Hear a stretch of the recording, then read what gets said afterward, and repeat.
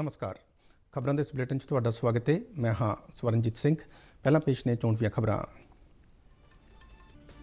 प्रधानमंत्री नरेंद्र मोदी ने सूबਿਆਂ ਨੂੰ कोविड-19 विरुद्ध जंग ਵਿੱਚ केंद्र के पूरे सहयोग का भरोसा दिता। प्रधानमंत्री ने वसीलियां की घाट दूर करने लिए सारे सूबਿਆਂ ਨੂੰ एक राष्ट्र वजों रल के काम करने का सੱਦਾ दिता।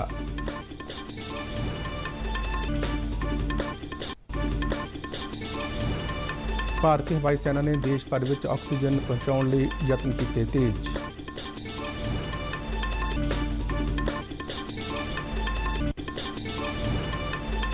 हथियारबंद सेना मैडिकल सेवा हस्पतालों में ऑक्सीजन की कमी को पूरा करने लिए जर्मन तो 23 ऑक्सीजन जनरेशन प्लांट्स मंगाएगी।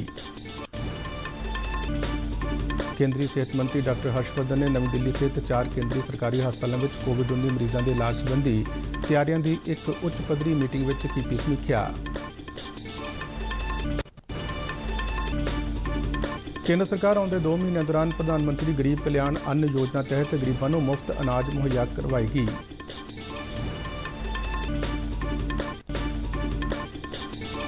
पंजाब के मुख्यमंत्री कैप्टन अमरिंदर सिंह ने प्रधानमंत्री को अपील की है कि बठिंडा में एम्स PGI सैटेलाइट केंद्र और पंजाब विचले मिलिटरी हस्पतालों को वाधू कोविड बैड मुहैया करवाने के हुक्म देन।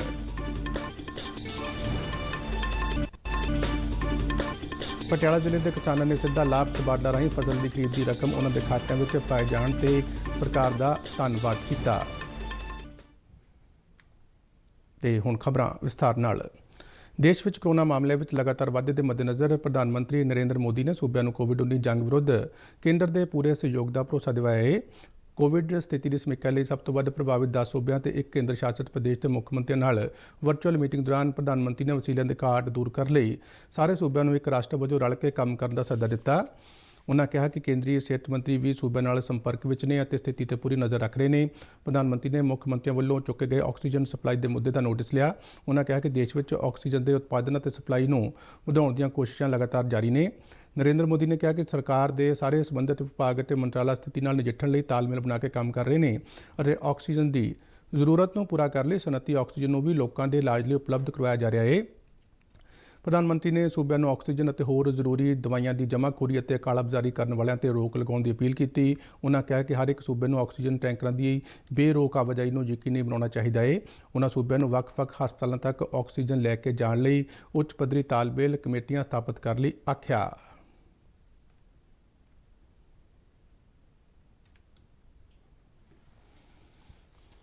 इस वर्चुअल मीटिंग दौरान जिन्होंने सूबਿਆਂ के मुख्यमंत्रियों ने शिरकत की उन्होंने महाराष्ट्र, उत्तर प्रदेश, मध्य प्रदेश, छत्तीसगढ़, केरल, गुजरात, दिल्ली, राजस्थान, कर्नाटक और तमिलनाडु शामिल सन। रोज़ाना दर्ज होने वाले ताज़ा कोरोना मामले में 75% इन्होंने सूबਿਆਂ तो होंगे ने। मीटिंग दौरान केंद्रीय गृह मंत्री अमित शाह, सेहत मंत्री डॉक्टर हर्षवर्धन और वणज के स्रोतां बारे मंत्री पीयूष गोयल भी मौजूद सन। इस तो पहला प्रधानमंत्री ने उच्च सरकारी अधिकारियों नाल भी कोविड-19 कारण पैदा हुई स्थिति की समीक्षा की। प्रधानमंत्री वालों देश में मैडिकल ऑक्सीजन के उत्पादन और सप्लाई का जायजा लैण लई उगे ऑक्सीजन उत्पादकों नाल भी चर्चा की गई। भारतीय हवाई सेना ने देश भर में ऑक्सीजन पहुँचाने लिए अपने यत्न तेज कर दिए हैं। हवाई सेना कोविड-19 केसों के ताज़ा उछाल खिलाफ लड़ाई लिए ऑक्सीजन कंटेनर, जरूरी दवाइयां और होर मैडिकल उपकरणों जहाज़ों राही एक तो दूजी थां पहुँचा रही है। इन्होंने कामों लिए भारतीय हवाई सेना वालों आवाजाही जहाज़ और हैलीकॉप्टर को सेवा में लगाया गया है। भारतीय हवाई सेना के C-17 और IL-76 जहाज़ों ने ऑक्सीजन टैंकरों को हवाई जहाज़ों राही फिलिंग स्टेशन तक पहुँचाने का काम शुरू कर दिता है। इस कदम नाल कोविड-19 के केसों में आए उछाल कारण ऑक्सीजन की वधी मंग की पूर्ति को सुखाला बनाने में मदद मिलेगी।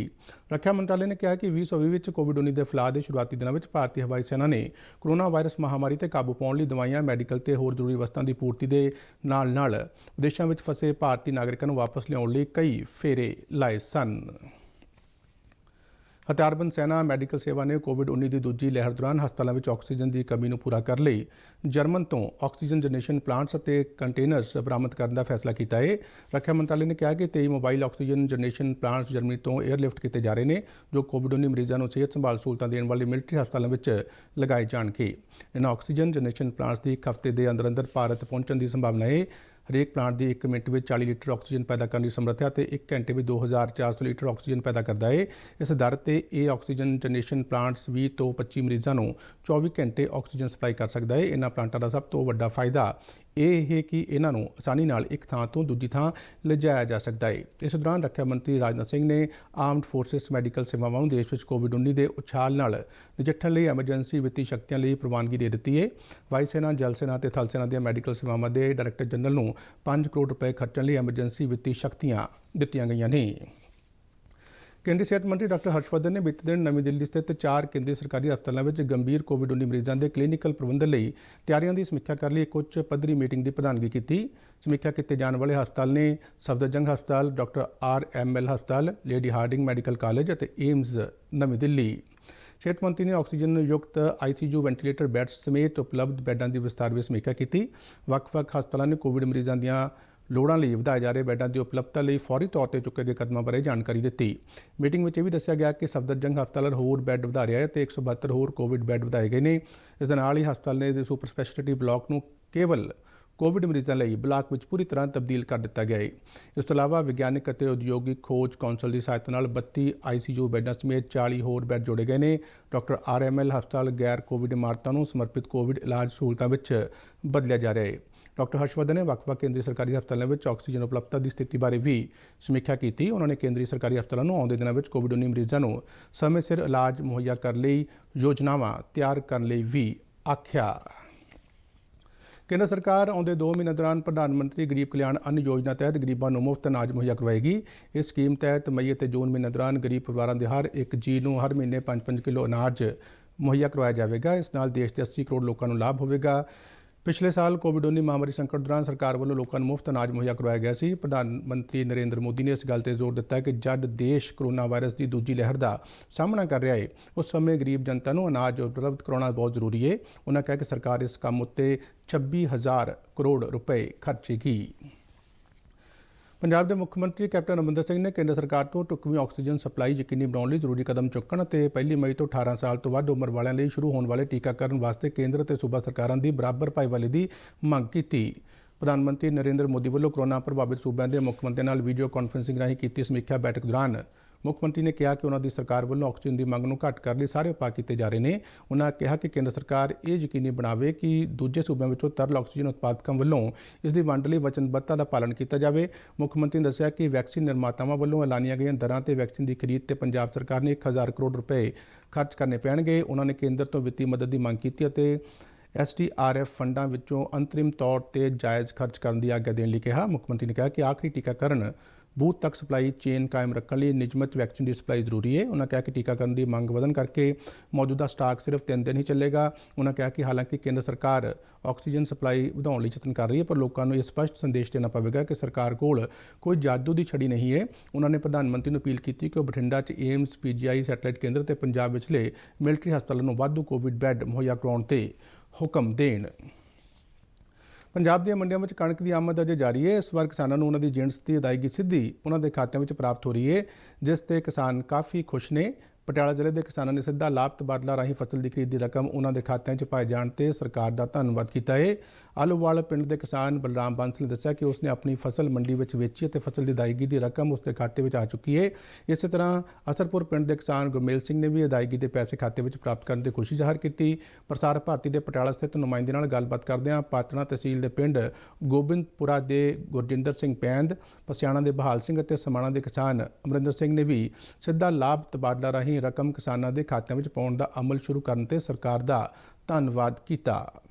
ਬੰਸਲ ਜੀ, ਕੋਈ ਦਿੱਕਤ ਨਹੀਂ ਆ ਰਹੀ ਜੀ। ਪਿੰਡ ਮੇਰਾ ਆਲੋਵਾਲ ਹੈ ਜੀ ਤੇ ਪੇਮੈਂਟ ਮੇਰੇ ਕੋਲ ਰਿਸੀਵ ਹੋ ਗਈ ਹੈ ਜੀ ਡਾਇਰੈਕਟ। ਇਸ ਵਾਰ ਕੋਈ ਦਿੱਕਤ ਨਹੀਂ ਆਈ ਹੈ ਜੀ, ਨਾ ਕੋਈ ਮੁਸ਼ਕਿਲ ਨਹੀਂ, ਬਲਕਿ ਬਕਾਇਦਾ ਮੈਸੇਜ ਆੜਤ ਦੀ ਫਰਮ ਤੇ ਵੀ ਆਉਂਦੇ ਨੇ, ਜ਼ਿਮੀਂਦਾਰ ਨੂੰ ਵੀ ਆਉਂਦੇ ਨੇ ਜੀ ਕਿ ਤੁਹਾਡੀ ਪੇਮੈਂਟ ਪੈ ਗਈ ਹੈ। ਗੁਰਮੇਲ ਸਿੰਘ ਵਿਰਕ, ਅਸਰਪੁਰ। ਕੋਈ ਮੁਸ਼ਕਿਲ ਨਹੀਂ ਆ ਰਹੀ, ਜੋ ਵੀ ਪੇਮੈਂਟ ਗਵਰਨਮੈਂਟ ਪਾ ਰਹੀ ਹੈ ਸਾਡੇ ਖਾਤਿਆਂ 'ਚ ਆ ਚੁੱਕੀ ਹੈ ਤੇ ਬਾਕੀ ਮਾਲ ਵਧੀਆ ਤਰੀਕੇ ਨਾਲ ਵਿਕ ਰਿਹਾ ਹੈ।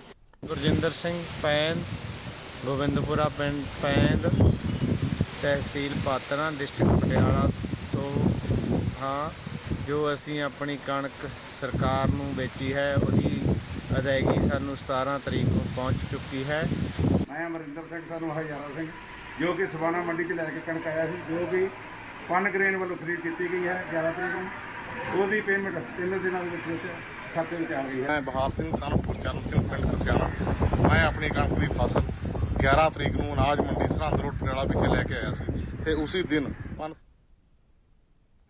ਕੋਵਿਡ ਮਹਾਮਾਰੀ ਦਾ ਕਹਿਰ ਪੰਜਾਬ ਵਿੱਚ ਦਿਨੋਂ ਦਿਨ ਵੱਧ ਰਿਹਾ ਹੈ। ਬੀਤੇ ਦਿਨ ਕਰੋਨਾ ਦੇ ਨਵੇਂ ਮਾਮਲੇ ਵਿੱਚ ਰੋਜ਼ਾਨਾ ਵੱਡਾ ਉਛਾਲ ਦੇਖਣ ਨੂੰ ਮਿਲਿਆ। ਪੰਜਾਬ ਦੇ ਸਿਹਤ ਵਿਭਾਗ ਅਨੁਸਾਰ ਪਿਛਲੇ 24 ਘੰਟੇ ਦੌਰਾਨ ਰਿਕਾਰਡ 6,762 ਨਵੇਂ ਕਰੋਨਾ ਮਾਮਲੇ ਸਾਹਮਣੇ ਆਏ ਨੇ ਅਤੇ 76 ਹੋਰ ਮੌਤਾਂ ਦਰਜ ਕੀਤੀਆਂ ਗਈਆਂ ਨੇ। ਵਿਭਾਗ ਨੇ ਦੱਸਿਆ ਕਿ 3,294 ਕਰੋਨਾ ਮਰੀਜ਼ ਸਿਹਤਯਾਬ ਹੋਏ ਨੇ। ਸਾਹਮਣੇ ਆਏ ਨਵੇਂ ਕਰੋਨਾ ਮਾਮਲੇ ਵਿੱਚ ਸਭ ਤੋਂ ਵੱਧ ਲੁਧਿਆਣਾ ਤੋਂ 995 ਮਾਮਲੇ ਦਰਜ ਕੀਤੇ ਗਏ, ਜਦਕਿ ਐਸਐਸ ਨਗਰ ਤੋਂ 982, ਅੰਮ੍ਰਿਤਸਰ ਤੋਂ 722, ਬਠਿੰਡਾ ਤੋਂ 593, ਪਟਿਆਲਾ ਤੋਂ 533 ਤੇ ਜਲੰਧਰ ਤੋਂ 465 ਨਵੇਂ ਕਰੋਨਾ ਮਾਮਲੇ ਸਾਹਮਣੇ ਆਏ ਨੇ। ਹੁਣ ਸੂਬੇ ਵਿੱਚ ਐਕਟਿਵ ਕੇਸਾਂ ਦੀ ਕੁੱਲ ਗਿਣਤੀ 43,943 ਤੇ ਪਹੁੰਚ ਗਈ ਹੈ।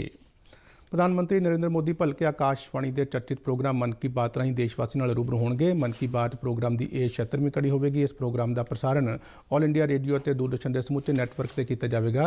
ਇਸ ਤੋਂ ਇਲਾਵਾ ਇਸ ਪ੍ਰੋਗਰਾਮ ਨੂੰ DD news, all India radio, PMO ਅਤੇ ਸੂਚਨਾ ਤੇ ਪ੍ਰਸਾਰਣ ਮੰਤਰਾਲੇ ਦੇ YouTube ਚੈਨਲਾਂ ਤੇ ਸੁਣਿਆ ਜਾ ਸਕਦਾ ਹੈ। ਮਨ ਕੀ ਬਾਤ ਦੇ ਪ੍ਰਸਾਰਣ ਤੋਂ ਤੁਰੰਤ ਬਾਅਦ ਡੀਡੀ ਪੰਜਾਬੀ ਤੇ ਇਸ ਦਾ ਪੰਜਾਬੀ ਅਨੁਵਾਦ ਪ੍ਰਸਾਰਿਤ ਕੀਤਾ ਜਾਵੇਗਾ।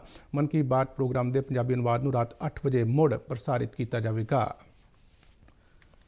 ਬੀਤੇ 24 ਘੰਟੇ ਦੌਰਾਨ ਪੰਜਾਬ ਵਿੱਚ ਕਈ ਥਾਈਂ ਹਲਕੀ ਤੋਂ ਦਰਮਿਆਨੀ ਵਰਖਾ ਹੋਈ। ਹੁਸ਼ਿਆਰਪੁਰ, ਕਪੂਰਥਲਾ, ਲੁਧਿਆਣਾ, ਮੋਹਾਲੀ ਤੇ ਰਾਜਧਾਨੀ ਚੰਡੀਗੜ੍ਹ ਸਮੇਤ ਪੰਜਾਬ ਦੇ ਕਈ ਇਲਾਕਿਆਂ 'ਚ ਬੀਤੇ 24 ਘੰਟੇ ਦੌਰਾਨ ਹਲਕੀ ਤੋਂ ਦਰਮਿਆਨੀ ਵਰਖਾ ਦਰਜ ਕੀਤੀ ਗਈ। ਇਸ ਵਰਖਾ ਨਾਲ ਤਾਪਮਾਨ ਵਿੱਚ ਕਾਫੀ ਗਿਰਾਵਟ ਆਈ। ਸਭ ਤੋਂ ਵੱਧ ਤਾਪਮਾਨ ਬਠਿੰਡਾ ਵਿੱਚ 33.2 ਡਿਗਰੀ ਸੈਲਸੀਅਸ ਦਰਜ ਕੀਤਾ ਗਿਆ। ਹਰਿਆਣਾ ਵਿੱਚ ਵੀ ਟੁੱਟਵੀਆਂ ਥਾਵਾਂ ਤੇ ਹਲਕੀ ਤੋਂ ਦਰਮਿਆਨੀ ਵਰਖਾ ਹੋਈ। ਮੌਸਮ ਵਿਭਾਗ ਨੇ ਆਉਣ ਵਾਲੇ 4 ਦਿਨਾਂ ਦੌਰਾਨ ਮੌਸਮ ਖੁਸ਼ਕ ਰਹਿਣ ਦੀ ਭਵਿੱਖਬਾਣੀ ਕੀਤੀ ਹੈ, ਜਦਕਿ 28 ਤੋਂ 30 ਅਪ੍ਰੈਲ ਤੱਕ ਫਿਰ ਪੰਜਾਬ ਅਤੇ ਹਰਿਆਣਾ ਵਿੱਚ ਹਲਕੀ ਵਰਖਾ ਅਤੇ ਗਰਜ ਚਮਕ ਦਾ ਅਨੁਮਾਨ ਹੈ। ਡੀਡੀ ਪੰਜਾਬੀ ਦੇ ਖਬਰਾਂ ਦੇ ਬੁਲੇਟਿਨ ਸਾਡੇ ਦਰਸ਼ਕ YouTube channel RNU DDK Jalandhar ਤੇ ਵੀ ਦੇਖ ਸਕਦੇ ਨੇ ਤੇ ਬੁਲੇਟਿਨ RNU ਜਲੰਧਰ ਦੇ ਟਵਿੱਟਰ ਹੈਂਡਲ ਅਤੇ Facebook ਪੇਜ ਤੇ ਉਪਲਬਧ ਨੇ। ਬੁਲੇਟਿਨ ਦੇ ਅਖੀਰ ਵਿੱਚ ਚੋਣਵੀਆਂ ਖਬਰਾਂ ਇੱਕ ਵਾਰ ਫਿਰ ਤੋਂ।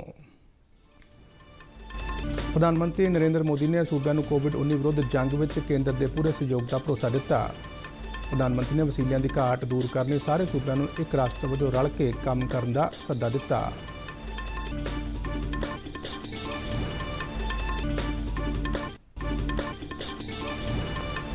ਭਾਰਤੀ ਹਵਾਈ ਸੈਨਾ ਨੇ ਦੇਸ਼ ਭਰ ਵਿੱਚ ਆਕਸੀਜਨ ਪਹੁੰਚਾਉਣ ਲਈ ਯਤਨ ਕੀਤੇ ਤੇਜ਼।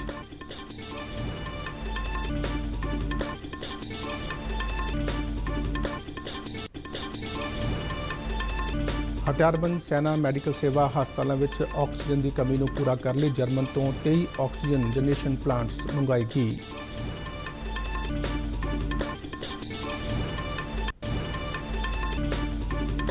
ਕੇਂਦਰੀ ਸਿਹਤ ਮੰਤਰੀ ਡਾਕਟਰ ਹਰਸ਼ਵਰਧਨ ਨੇ ਨਵੀਂ ਦਿੱਲੀ ਸਥਿਤ 4 ਕੇਂਦਰੀ ਸਰਕਾਰੀ ਹਸਪਤਾਲਾਂ ਵਿੱਚ ਕੋਵਿਡ-19 ਮਰੀਜ਼ਾਂ ਦੇ ਇਲਾਜ ਸੰਬੰਧੀ ਤਿਆਰੀਆਂ ਦੀ ਇੱਕ ਉੱਚ ਪੱਧਰੀ ਮੀਟਿੰਗ ਵਿੱਚ ਕੀਤੀ ਸਮੀਖਿਆ।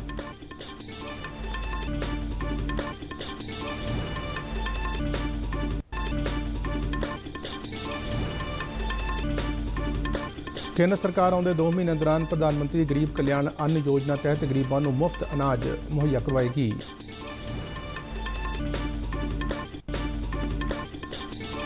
ਪੰਜਾਬ ਦੇ ਮੁੱਖ ਮੰਤਰੀ ਕੈਪਟਨ ਅਮਰਿੰਦਰ ਸਿੰਘ ਨੇ ਪ੍ਰਧਾਨ ਮੰਤਰੀ ਨੂੰ ਅਪੀਲ ਕੀਤੀ ਹੈ ਕਿ ਬਠਿੰਡਾ ਵਿੱਚ ਏਮਜ਼ PGI ਸੈਟੇਲਾਈਟ ਕੇਂਦਰ ਅਤੇ ਪੰਜਾਬ ਵਿਚਲੇ ਮਿਲਟਰੀ ਹਸਪਤਾਲਾਂ ਨੂੰ ਵਾਧੂ ਕੋਵਿਡ ਬੈੱਡ ਮੁਹੱਈਆ ਕਰਵਾਉਣ ਦੇ ਹੁਕਮ ਦੇਣ।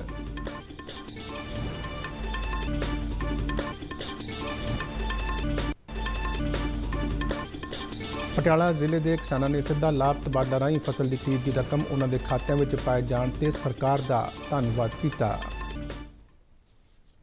ਇਸ ਦੇ ਨਾਲ ਹੀ ਖਬਰਾਂ ਦਾ ਇਹ ਬੁਲੇਟਿਨ ਖਤਮ ਹੁੰਦਾ ਹੈ। ਆਗਿਆ ਦਿਓ। ਧੰਨਵਾਦ।